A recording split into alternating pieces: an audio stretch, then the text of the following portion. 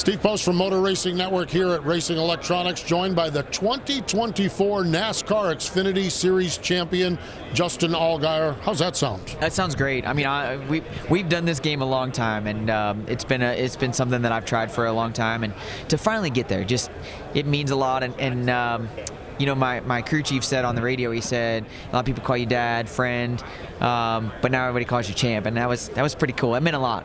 Pretty cool, that's for sure. Let's talk about your crew chief, Jim Pullman. We had Jim on our crew call program. Todd Gordon and I talk about it. I was not aware of how far back you two go. Well, not only that, too. I don't think some folks really know Jim's history in the sport, right? I think Jim has worked from kind of, you know, under the radar for a long time, and you know, Jim and I have had a relationship back from the dirt world in the late 80s, early 90s, when, you know, he grew up in Chicago, Illinois, or just outside of Chicago, Illinois, up north, and I was in Springfield. But our families had a lot of connections that you know, we were at the racetrack together, at the dirt track together, and you know, he was helping the Izzo family, and so, you know, that's where the relationship started. And then the phone call was made in 2008 to Jim of, hey, we know that there's a lot of things changing at Ganassi, because at the time that's where he was at. Is there anybody there we need to look at? We're in need of a crew chief. And he said, well, what about me?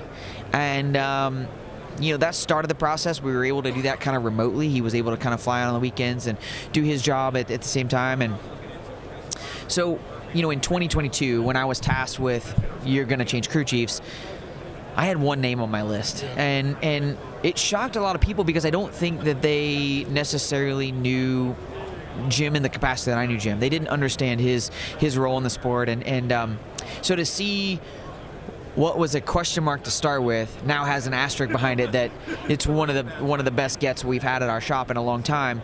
Those are moments for me that make me happy, but not even for the fact of like that we've had the success, that somebody like Jim gets the accolades for the time and effort and really the smarts that he has in the sport that really have kind of gone unnoticed. This sport, you just talked about relationship with Jim. This sport is about relationships, and you talked about a long journey here. To be able to win the championship with Rick Brandt, the Brandt family, what they've meant to you for your career, that just had to be real special as well. Yeah, I mean, you know, Rick and his wife Christy and daughter Sierra, they have been unbelievable supporters of mine. But it goes even deeper than that. You know, Miss Evelyn, her and GB were the founders of Brandt 72 years ago, I guess now, 71 years ago. You know, they have been integral in this as well. You know, unfortunately, GB wasn't here with us to be able to celebrate this championship. But Miss Evelyn is been a rock in this program as well, and really all of the employees and customers. I mean, you know, we did our celebration for Junior Motorsports the other night. We had a party. You know, all of the employees were able to come because they couldn't go to the banquet. And Rick got on stage and he spoke and he said some things that even as good of a relationship as we've had, and even the time that we spent together, were probably the most impactful things that I think anybody in the sport has ever really said about me, but also to me. And that means a lot. And you know, nobody will ever really know what Rick and his family have meant to me, you know, even outside of the car, whether it be in business. Obviously, you know, us being in the tire and parts industry and trying to grow that business. My dad's been doing it for over 50 years. But, you know, I've leaned on a guy like Rick that is successful in business, that understands growth, you know, and so he's done more for me as much for me outside of the race car as he's done inside the race car as well. And, you know, they've supported me through all the years of trying and not getting a championship. So to be able to watch them celebrate and to know the time and energy that they've put into it, it was special. It really truly was special, and it's something that you know, we've got a lot of great partners in Junior Motorsports and folks that are fantastic supporters. But I think the relationship there is just a different relationship, and it's one that I'll take to my grave as one of the more fruitful friendships that I've had in this, not only in the sport but just in life. I want to go one more relationship. Dale Earnhardt Jr. is a guy that has everything, has won everything, has trophies for everything. What did it mean to you? He seemed really engaged in this championship, and what did that mean to you to be able to deliver that to him? Well, we were talking off camera before this. I was blown away. I was blown away at the excitement that he showed, at the engagement that he showed. I have so much respect for Dale. And Kelly, for that matter, Kelly and LW and our leadership at our shop. I mean, they've accomplished everything that I could ever want to accomplish, and to see their excitement and to see what they were invested in. You don't get that in business like that, right? I mean, this sport especially has become very corporate. That's not a bad thing because it's helped to grow the sport at levels that I don't think it would have ever gotten to. But the investment and the time and energy that they put in is special. And to see Dale come running out on the turn 4 there, and when he hugged me, he picked me up and bear hugged me. I mean, I didn't expect that emotion. That's been so incredible. And it resonates through our shop, right? People love Dale and Kelly because of their personality and their candor when they're having these conversations, daily. But to see their excitement has really just elevated our entire organization. And I did tell you off camera, Kelly was ready to leave early. She was making phone calls. She was ready to go home. And Dale, I think I'm gonna have to be slightly a Commanders fan because Dale said it was just like watching his Commanders. He had to stay to the last second. He did that, and I think it paid dividends for them. So really proud of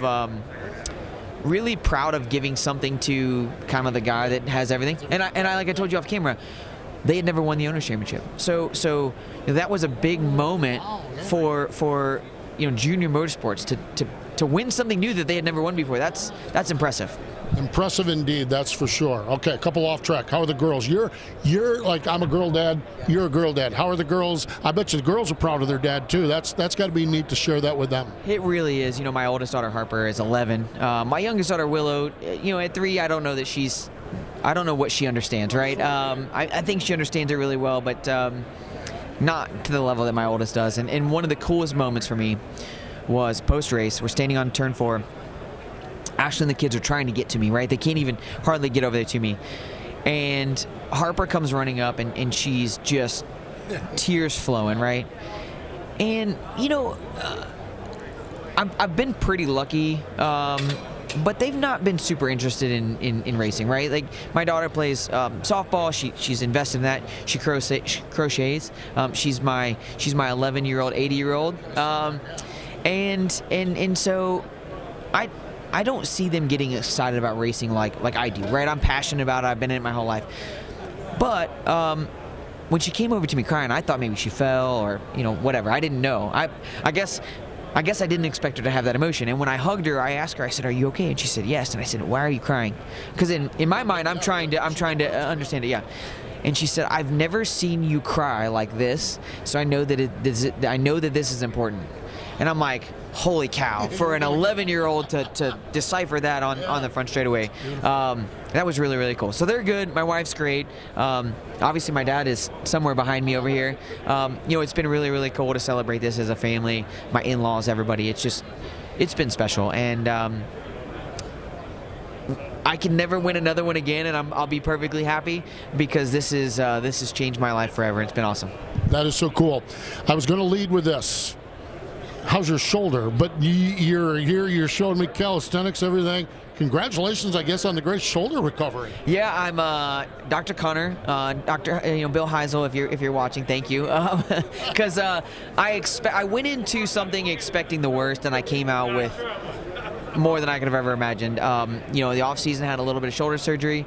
Fully expected to still be in a sling and doing all the recovery things, but super lucky in the fact that everything went way better than we could ever have imagined, and I'm able to start the process of being ready to go for race season. It's that's always the fear, right? I've pushed it off for 3 years now because I was scared to death of what recovery would look like, and I think that in racing you put a lot of wear and tear on your body, and I think as racers we tend to just grin and bear it a lot of times.